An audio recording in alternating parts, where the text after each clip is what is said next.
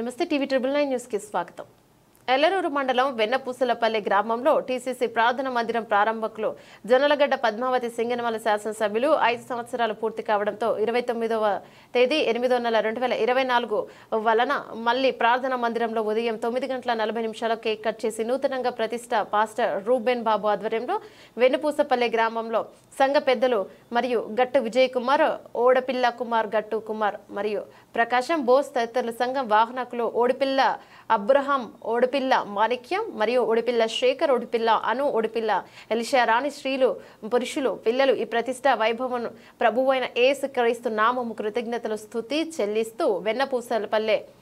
గ్రామంలో అందరూ సుఖ సంతోషాలతో ఉండాలని భగవంతుని ప్రార్థిస్తే కార్యక్రమాన్ని విజయవంతంగా జరుపుకొని ఇలాంటి అనేక సంవత్సరాలు జరగాలని ప్రార్థించారు పాస్టర్ రూబెన్ బాబు.